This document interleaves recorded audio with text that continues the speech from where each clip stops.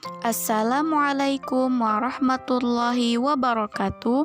Perkenalkan, nama saya Aminah dari Prodi Ekonomi Syariah 2019.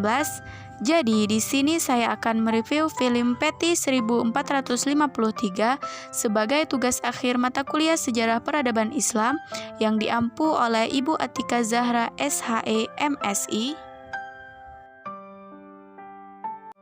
Film ini merupakan buatan Turki yang disutradarai oleh Faruk Aksoy.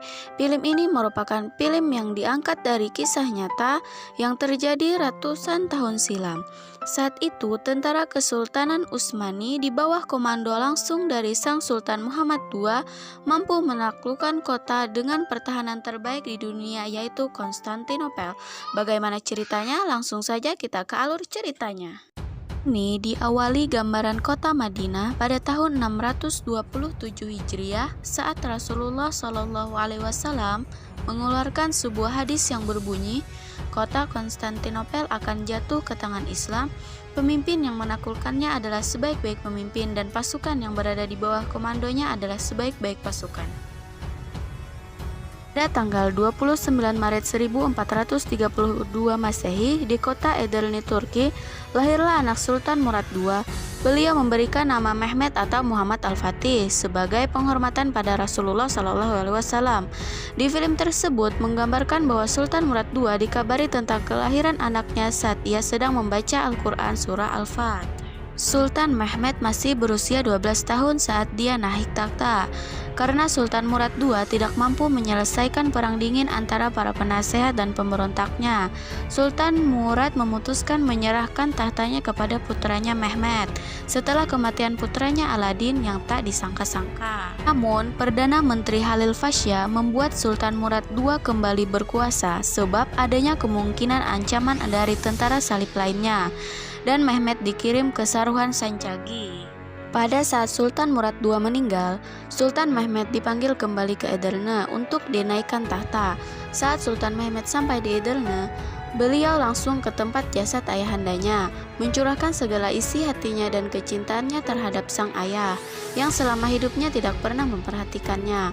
Sultan Mehmet juga bersumpah di depan jasad ayahnya bahwa beliau akan menaklukkan kota Konstantinopel. Berita wafatnya Sultan Murad II sampai ke Kaisar Konstantinopel. Kaisar Konstantinopel menyambut gembira wafatnya Sultan Murad II beserta dengan para penasehatnya. Akan tetapi, salah satu penasehat Kaisar Adipati Notaras malah merasa takut karena Sultan Mehmet mempelajari ilmu ketentaraan, ilmu teknik, sains, matematika, dan bahasa Konstantinopel hanya untuk menaklukkan kota Konstantinopel, dan berita itu juga sampai kepada Raja Paus dan kerajaan Kristen lainnya. Saat Sultan Mehmet II sedang mengadakan rapat dengan penasehatnya, datanglah utusan dari Kaisar Konstantinopel mengirim surat perdamaian dan menunjukkan Pangeran Orhan sebagai calon raja dan juga menaikkan tunjangan sebanyak 3.000 koin. Beliau berjanji akan membalas surat tersebut dan menerima perjanjian damai dari Kaisar Konstantinopel. Sultan Mehmet juga menyuruh Halil Fasya untuk mengizinkan perjanjian damai pada Raja Roman, Hongaria, Swalandia, dan Raja Serbia serta Paus. Ini tidak disetujui oleh Zaganus Pasha, akan tetapi Sultan Mehmet menjelaskan itu adalah sebagai langkah awal untuk menaklukkan kota Konstantinopel. Suatu malam, Sultan Mehmet bermimpi bahwa dialah yang akan membuat kekaisaran Turki menjadi lebih besar, serta beliaulah pemimpin yang telah diramalkan Rasulullah SAW untuk menaklukkan kota Konstantinopel. Setelah mendapat mimpi itu, Sultan Mehmet langsung mengutarakan rencananya kepada penasehatnya untuk membuat 100 kapal dalam setahun dan 3 meriam raksasa. Beliau juga meminta Halil Fasya untuk melaporkan status persenjataan dan amunisi dari Yanisari. Mendengar berita tersebut, Halil Fasya mengatakan keberatan. Menurut Halil Fasya, rencana tersebut hanya akan membuat kekuasaan semakin menyusut. Namun sanggahan tersebut ditolak oleh Sultan Mehmet karena menurut beliau hidup untuk mencatat sejarah bukan untuk menjadi seorang pengecut. Tahun 1452 Masehi, Sultan Mehmed mulai membangun benteng di Bogoskeshan untuk mencegah semua yang datang dari Laut Hitam untuk Konstantinopel. Kabar pembangunan benteng pun akhirnya diketahui Kaisar Konstantinopel beserta kerajaan Kristen lainnya. Mereka berencana membentuk tentara yang tangguh untuk menggulingkan niat Sultan Mehmed, yaitu kondisi Perancis dan Inggris berperang, sedangkan Jerman sedang menghadapi konflik internal negaranya. Kondisi mereka tertekan, tidak ada pilihan lain kecuali menggabungkan gereja Ortodok terhadap Katolik. Selain itu, Kaisar Konstantinopel memerintahkan Adipati Notaras untuk menyuruh Urban membuatkannya meriam besar, namun Urban menolak dan ia diancam dibunuh dan diselamatkan oleh Hasan. Sebagai tanda jasa, Urban akhirnya memenuhi permintaan Sultan Mehmed untuk membuat meriam raksasa yang belum pernah ada sepanjang sejarah.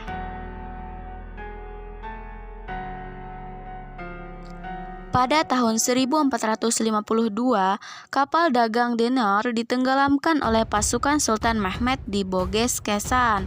Hal ini membuat Kaisar Genua murka dan mengirim tentara bantuan ke Konstantinopel yang dipimpin oleh Giustiniani dengan melewati laut yang dibantu oleh Paus untuk membantu melakukan serangan dari tentara Sultan Mehmed. Ya, Sultan Mehmed mengatur pasukannya. Ia juga mengatur strategi perang termasuk dengan mengirimkan hadiah kepada Kaisar Hungaria. Sedangkan di pihak Kaisar Konstantinopel, mereka memasang rantai besi raksasa di bagian Golden Hall, yaitu tembok terlemah dari Konstantinopel, sehingga tidak memungkinkan kapal untuk melintas dan menyeberang tembok. Sebelum berangkat perang, Sultan Mehmed menulis surat untuk istri dan melaksanakan sholat serta meminta restu pada istri dan anaknya. Para pasukan pun berangkat dengan Sultan Mehmed dan juga membawa meriam yang terbesar sepanjang sejarah. Pengepungan pertama yang dilakukan oleh Sultan Mehmed terjadi pada hari Jumat 6 April 1453 Masehi dengan membawa 250.000 prajurit. Sebelum penyerangan, Sultan Mehmed memberikan pilihan kepada Kaisar Konstantinopel, apakah mau menyerah atau perang. Kaisar Konstantinopel dengan angkuh memilih perang. Perang pun tidak dapat dihindari. Namun, peperangan hari pertama dimenangkan oleh Konstantinopel. Setelah 12 hari penyerangan pertama, Sultan Mehmed memanggil Hasan untuk melakukan serangan kedua pada malam hari. Serangan ini juga gagal, hampir membuat Hasan tewas dalam serangan ini. Pada hari ke-40, ada 3 kapal bantuan untuk Konstantinopel berhasil melewati pertahanan pasukan Sultan Mehmed. Hal tersebut membuat Sultan Mehmed menjadi frustasi dan mengurung diri. Di tengah kefrustasian Sultan Mehmed, datanglah gurunya Syekh Agung Samseddin.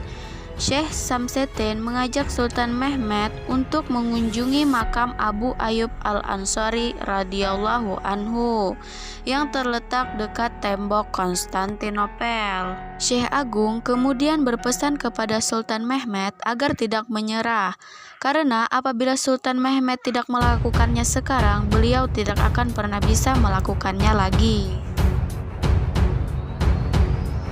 Setelah itu, Sultan Mehmed menemukan strategi yang sangat luar biasa. Pada malam hari, Sultan Mehmed memerintahkan pasukannya menyeret kapalnya melewati jalan darat ke Golden Hall, bagian terlemah Konstantinopel. Strategi tersebut tidak pernah ketahuan oleh Konstantinopel, sehingga membuat pasukan Konstantinopel panik. Kemudian, pada malam hari, Sultan Mehmed berpidato memberi semangat kepada pasukannya yang tersisa. Salah satu kata-katanya adalah kemuliaan hanya bisa dicapai dengan keyakinan. Malam pun berlalu, tibalah pagi hari di mana pasukan Sultan Mehmed akan menyerang Konstantinopel untuk yang terakhir kalinya. Pasukan Sultan Mehmed melakukan sholat duha berjamaah yang dipimpin sendiri oleh Sultan. Setelah itu, kepala penggali Mustafa akhirnya berhasil meledakkan tembok Konstantinopel dengan cara meledakkan diri melalui terowongan yang mereka buat. Akhirnya, tembok Konstantinopel berhasil diruntuhkan, sehingga pasukan Sultan Mehmed menerobos masuk ke dalamnya. Dalam penyerangan terakhir ini, terlihat kisah heroik yang dilakukan oleh Hasan setelah pertarungan yang panjang. Ia berhasil membunuh Buistianiani, tentara elit Romawi yang membantu Konstantinopel. Di sini juga terdapat adegan heroik Hasan yang berhasil mengibarkan bendera Utsmaniyah dengan anak panah di tubuhnya. Akhirnya Hasan pun tewas setelah mengibarkan bendera itu. Sementara itu, Kaisar Konstantinopel dikisahkan gugur dalam peperangan, dan peperangan pun dimenangkan oleh pasukan Sultan Mehmed. Kemudian Sultan Mehmed dan pasukannya memasuki Konstantinopel. Para masyarakat yang melihat kedatangan Sultan Mehmed sedikit ketakutan. Tapi di dalam Sultan Mehmed menenangkan mereka. Sultan Mehmed juga mengatakan bahwa mereka bebas memeluk kepercayaannya masing-masing dan tidak akan mengganggu kepercayaan mereka. Serta Sultan Mehmed akan menjamin keselamatan mereka. Sejak saat itulah wilayah Konstantinopel resmi diambil alih kembali oleh pasukan Muslim.